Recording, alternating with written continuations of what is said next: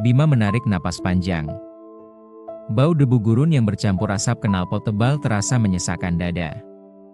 Matahari Riyadh, yang sepanjang hari membakar ubun-ubun, kini mulai merayap turun, menyisakan bias oranye kemerahan di balik gedung-gedung beton yang menjulang. Pukul 5 sore, bagi sebagian besar warga kota, adalah waktu untuk melepaskan penat sejenak. Namun bagi Bima, sebagai seorang tenaga kerja Indonesia yang bekerja di sektor konstruksi, ini adalah jam paling penting dalam setiap hari. Ini adalah jam tugasnya sebagai penjaga tidak resmi bagi komunitas paling rapuh di pinggiran distrik Al-Malas. Kos Bima, yang kecil dan pengap, terletak di antara deretan bangunan tua yang seolah menolak modernitas. Setiap langkah pulang dari halte bus, pikirannya sudah dipenuhi hitungan pasti. Berapa liter air yang tersisa? Berapa banyak bungkus makanan kucing kering yang harus dicampur dengan remahan nasi sisa makan siangnya? Dan apakah si hitam, kucing tua yang biasanya paling dulu menunggu, sudah menempati posisinya? Tujuan Bima adalah sebuah sudut kecil yang terlantar, terselip di antara tembok beton sebuah pabrik yang ditinggalkan, dan tumpukan kardus bekas. Tempat itu, meskipun kumuh, adalah rumah makan paling ramai di seluruh Al-Malas. Saat Bima berbelok di tikungan terakhir, sebuah pemandangan familiar menyambutnya. Puluhan pasang mata, dari yang berwarna kuning kehijauan, hingga coklat pekat, memantulkan sisa cahaya sore. Mereka datang dari segala penjuru, melompat dari pagar, menyelinap dari bawah mobil, dan berlari dari ganggang sempit. Mereka bukan kucing ras Persia atau Anggora yang mahal, melainkan kucing Arab sejati, kurus, gesit, dan penuh bekas luka pertempuran hidup dan mati. "Assalamualaikum, teman-teman," sapa Bima pelan sambil meletakkan ransel tuanya. Ia tidak pernah merasa lelah ketika berhadapan dengan mereka. Justru, rutinitas inilah yang memberinya tambahan energi. Ia menuangkan air ke dalam beberapa wadah mangkok plastik bekas cat, memastikan setiap kucing memiliki kesempatan untuk minum tanpa harus berkelahi. Setelah itu, barulah sesi utama dimulai. Dengan hati-hati, Bima menuangkan makanan ke dalam mangkok-mangkok plastik. Ia mengenal setiap wajah, setiap karakter, si kurus yang pemalu, si belang yang selalu agresif tapi jinak padanya, dan si buta yang harus disajikan makanan langsung di depannya. Di tengah kerasnya pekerjaan, di tengah rindu pada keluarga di Jawa, momen ini adalah jangkar kedamaiannya. Di sudut sunyi itu, ia merasa utuh. "Makan yang banyak ya. Kalian harus kuat. Dunia ini keras," bisik Bima pada si belang yang menggesek-gesekkan kepalanya di kaki Bima, meninggalkan bulu halus berwarna abu-abu. Sore itu, jumlah kucing terasa lebih banyak dari biasanya, mungkin ada sekitar 40 ekor. Suara dentingan mangkok beradu dengan suara kunyahan lembut adalah simfoni sore hari yang Bima rasakan sangat indah. Tepat di puncak rutinitas makannya, ketika Bima sedang mengamati seekor anak kucing baru yang takut-takut mendekat, sebuah suara asing dengan nada kebingungan memecah keheningan. "Permisi, apakah Anda tahu di mana kucing saya?" Bima menoleh. Jantungnya berdebar kencang, bukan karena ketakutan, melainkan karena keterkejutan. Berdiri beberapa meter darinya, memegang tas tangan kecil dan ponsel yang menyala, adalah seorang gadis. Bukan gadis biasa. Pakaiannya tertutup abaya longgar dan elegan, khas perempuan lokal kaya, namun wajahnya terbuka, dengan mata yang besar, indah, dan dihiasi bingkai hitam tebing yang tajam, namun memancarkan kecemasan. Dia sangat cantik, berbanding terbalik dengan latar belakang kotor tempat mereka berdiri. Gadis itu tampak terkejut melihat pemandangan di depannya. Seorang TKI yang duduk bersila di tanah, dikelilingi lautan kucing liar. Bima bangkit, menyeka tangannya yang kotor ke celana kerjanya. Ia sudah bisa berbahasa Arab pasaran yang digunakan dalam percakapan sehari-hari. "Saya dari Indonesia," kata Bima, berusaha tersenyum. "Kucing? Ada masalah dengan kucing?" Gadis itu, yang kemudian memperkenalkan dirinya sebagai Laila, nampak sekali dalam keadaan cemas. "Saya Laila. Maaf, saya sedang mencari kucing saya. Dia hilang sejak tadi malam. Dia sangat istimewa. Namanya Homar. Dia kucing Persia putih, dengan mata biru dan kalung emas kecil." Laila menjelaskan, sambil menunjukkan foto di ponselnya. Bima menatap foto itu, lalu menatap puluhan kucing liar di sekelilingnya.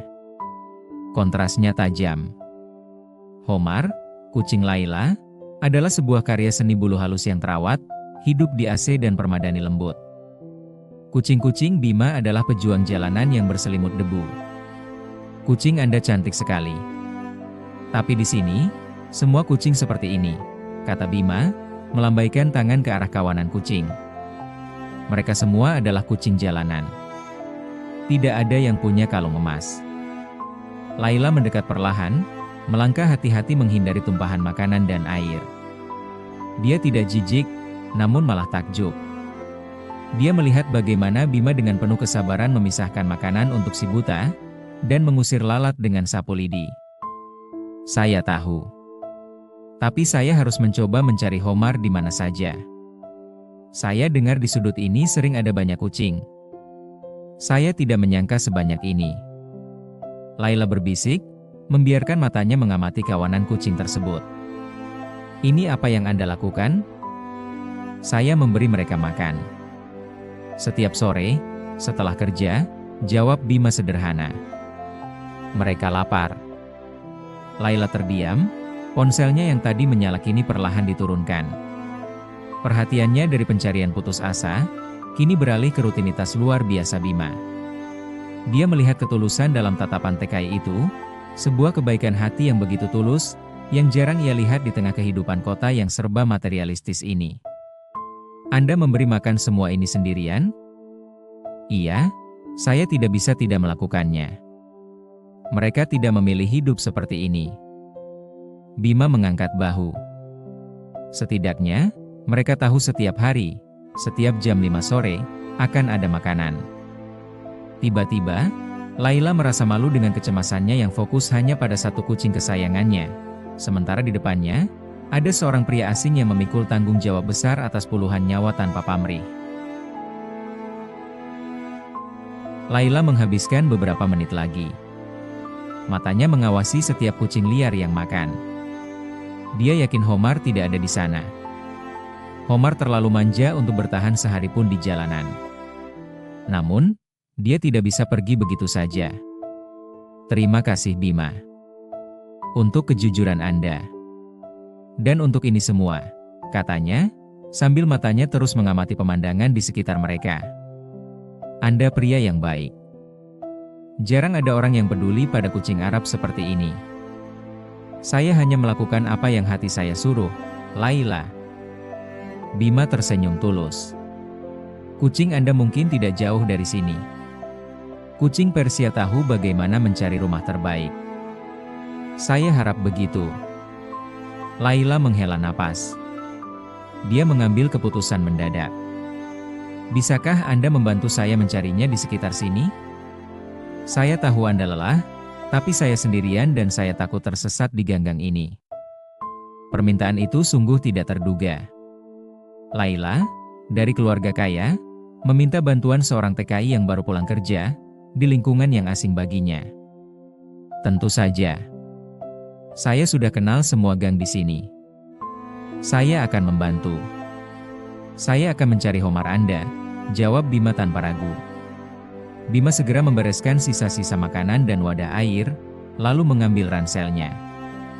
Saat Bima bersiap, Laila mengeluarkan sebotol air mineral dingin dari tasnya dan memberikannya pada Bima. Minumlah. Anda butuh tenaga.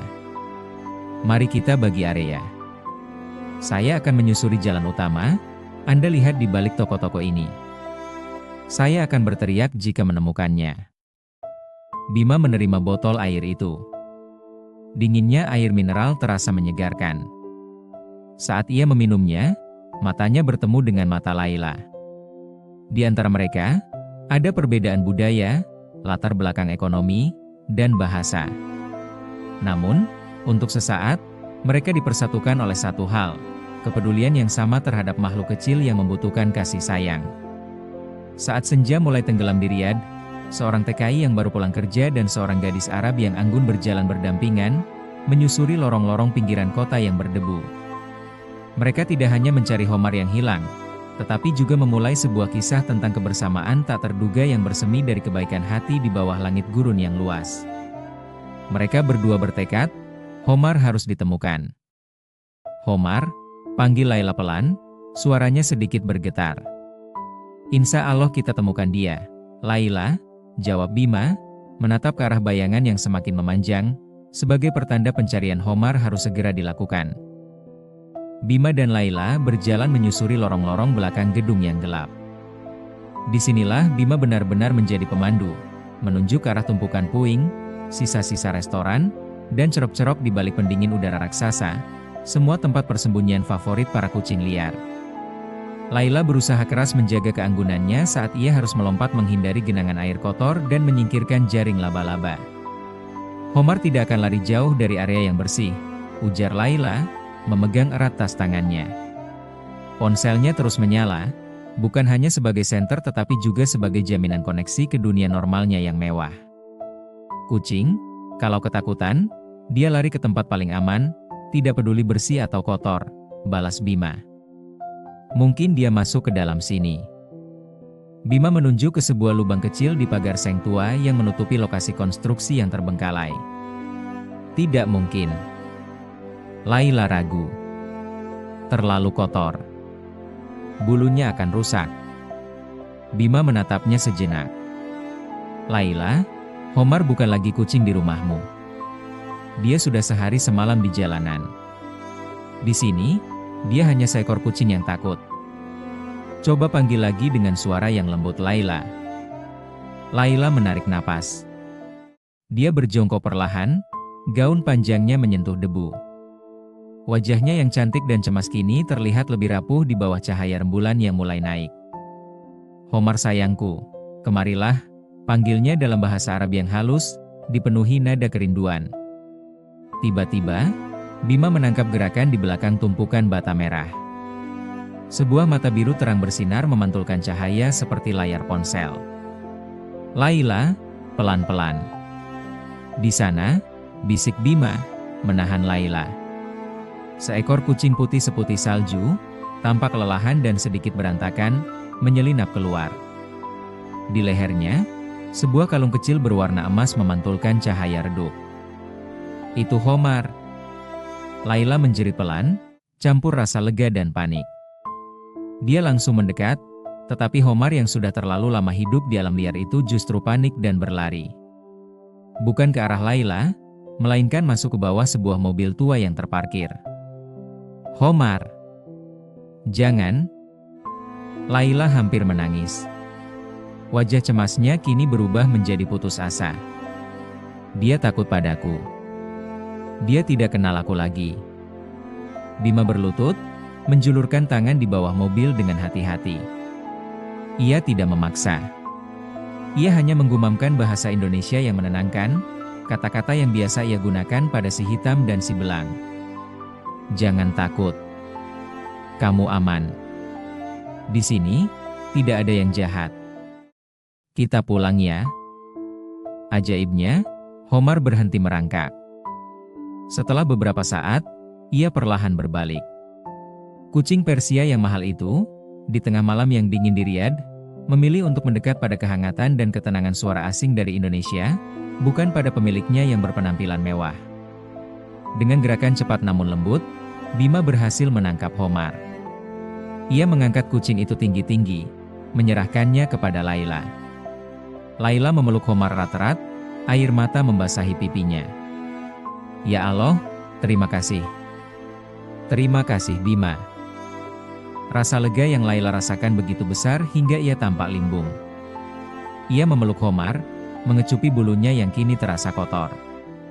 Bima hanya berdiri diam, membiarkan momen haru itu berlalu. Saya tidak tahu harus bilang apa. Laila akhirnya berkata, menatap Bima dengan mata berkaca-kaca. Anda menyelamatkan hidupnya. Dan entah bagaimana, Anda bisa menemukannya, tentu hal itu karena Anda tahu bagaimana cara berbicara dengan mereka. Saya hanya sedikit mengerti tentang ketakutan. Bima menjawab, sambil merapikan ranselnya. Saya senang Homar sudah kembali. Laila mengeluarkan dompet kecilnya. Tolong, ini diterima. Anggap ini ucapan terima kasih saya. Ini untuk makanan kucing, untuk Anda dan silahkan untuk apa saja yang Anda butuhkan. Ia menyodorkan setumpuk uang kertas rial yang tebal. Jumlahnya pasti setara dengan gaji Bima selama beberapa minggu. Bima menahan tangan Laila. Dia tersenyum, senyum tulus yang tidak pernah berubah sejak mereka bertemu. Terima kasih Laila. Tapi saya tidak bisa menerimanya. Saya membantu bukan untuk dibayar. Kepedulian itu bukan pekerjaan. Uang itu, pakai saja untuk membeli kalung baru yang lebih aman untuk Homar. Atau kalau Anda mau, gunakan untuk menambah beli makanan untuk teman-teman saya yang ada di sudut gedung itu. Penolakan Bima membuat Laila terkejut. Dia terbiasa dengan asumsi bahwa uang bisa menyelesaikan segalanya. Namun di hadapan ketulusan TKI ini, kekayaannya terasa hampa. Laila menatap Bima lama. Kegelisahan di matanya telah digantikan oleh rasa hormat yang mendalam. Baiklah Bima. Saya tidak akan memaksa. Tapi saya akan membeli makanan kucing dalam jumlah yang banyak. Dan saya akan datang ke sudut kota itu besok sore, jam 5. Saya akan membantu Anda memberi mereka makan. Saya harus belajar bagaimana cara memberi tanpa mengharapkan balasan. Bima terdiam. Seorang gadis Arab kaya, di tengah komunitasnya yang konservatif, menawarkan diri untuk mengotori tangannya di belakang gedung-gedung tinggi, bersama para kucing liar dan seorang TKI. Tentu, Laila. Saya tunggu. Tapi Anda tidak perlu. Ini kotor, kata Bima, masih ragu. Laila bersikeras. Ini bukan hanya tentang Homar. Ini tentang sesuatu yang baru, yang saya lihat di Riyadh hari ini. Ini tentang menjadi manusia. Laila tersenyum samar, dan Homar bersembunyi di balik lengannya. Mereka berdiri di antara bayangan gedung-gedung yang menjulang. Bima, dengan seragam kerjanya yang lusuh, dan Laila, dengan gaun mahalnya yang berlumur debu. Mereka berpisah di persimpangan jalan, Laila menuju mobil mewahnya yang menunggunya, dan Bima kembali ke kosnya yang sempit. Saat Bima berjalan pulang, ia merasa lebih ringan. Ia tidak hanya menemukan Homar. Ia merasa telah menemukan sebuah jembatan yang menghubungkan dua dunia yang terpisah jauh. Di bahunya, Bima membawa ransel tua dan janji tak terduga.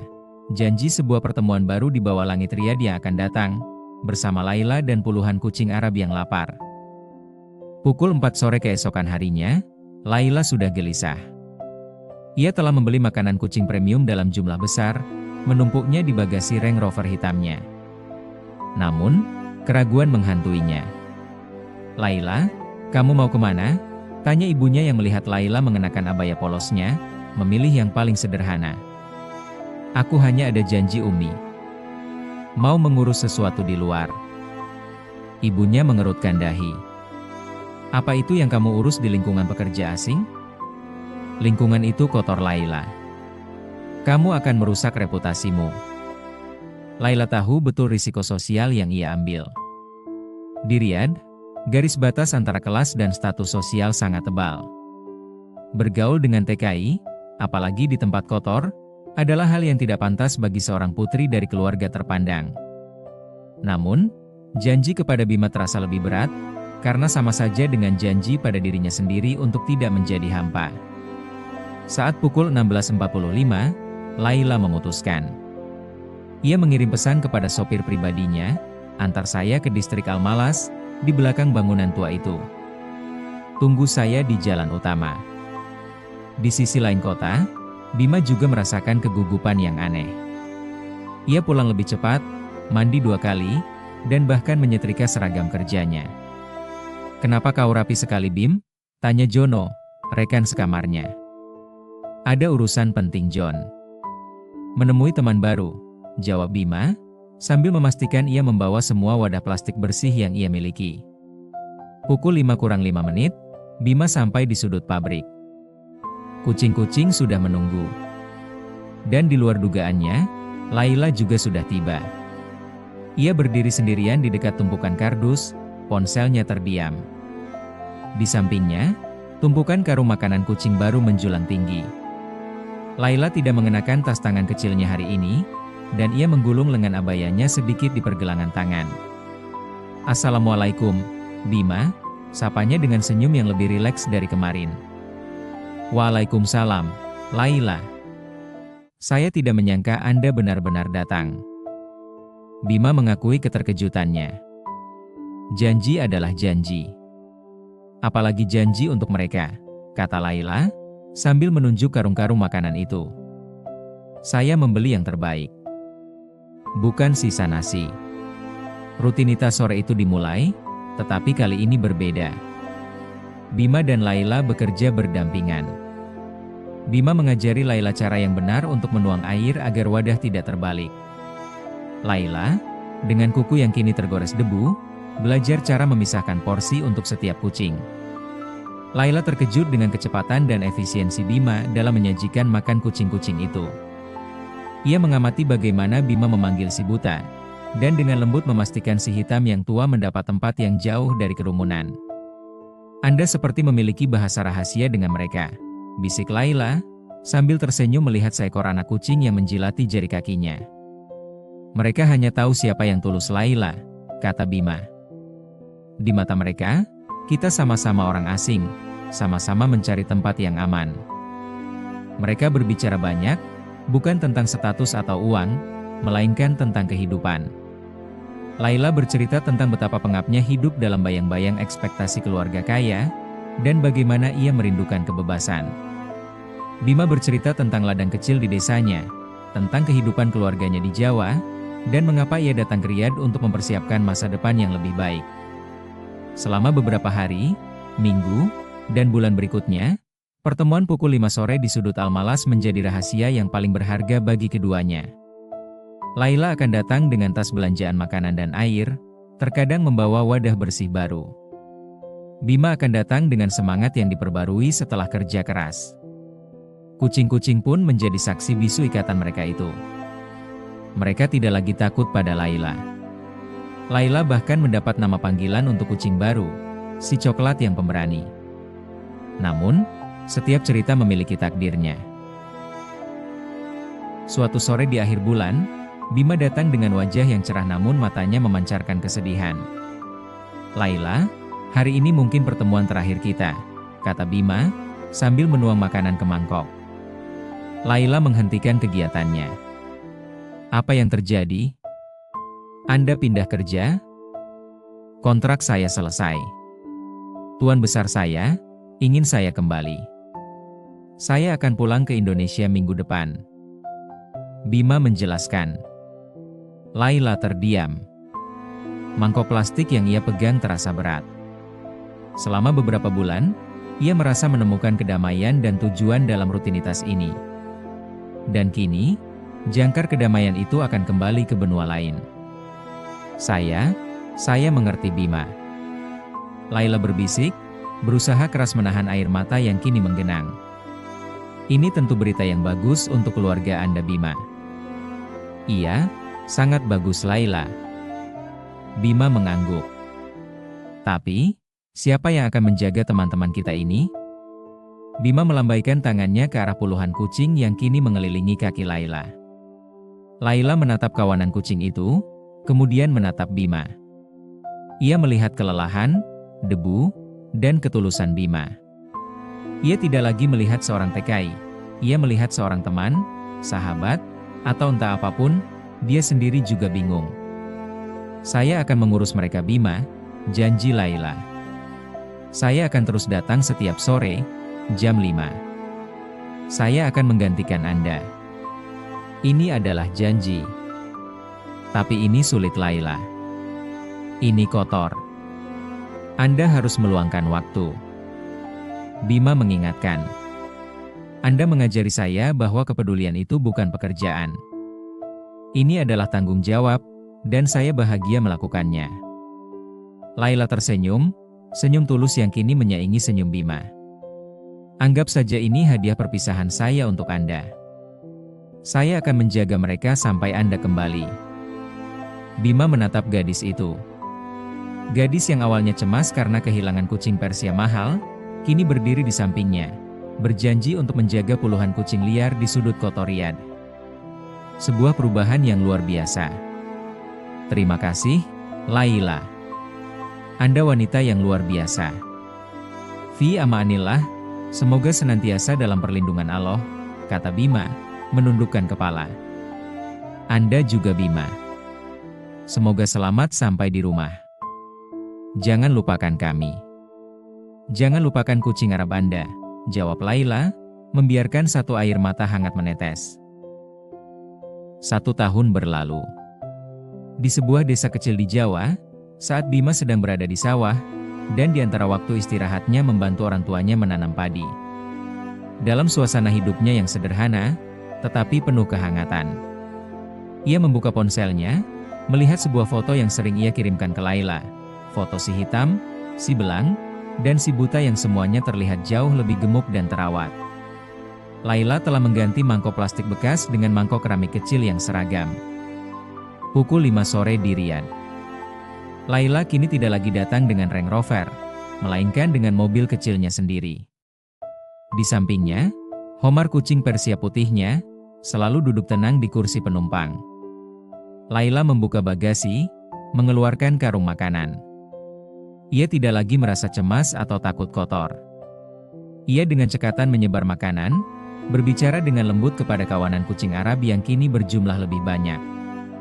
Ia bahkan berhasil meyakinkan beberapa teman perempuannya untuk ikut berpartisipasi dalam misi 5 sore ini. Mereka membentuk kelompok sukarela yang rahasia, semua berawal dari janji yang dibuat di antara debu dan gedung-gedung tinggi. Saat Laila mengamati si hitam makan dengan lahap, ponselnya bergetar. Sebuah pesan dari benua lain. Assalamualaikum, Laila. Bagaimana keadaan teman-teman saya? Salam dari Indonesia. Laila tersenyum, mengetik balasan sambil terus mengawasi kucing-kucing. Waalaikumsalam, Bima. Mereka baik-baik saja. Gemuk dan nakal. Kami semua menunggu Anda.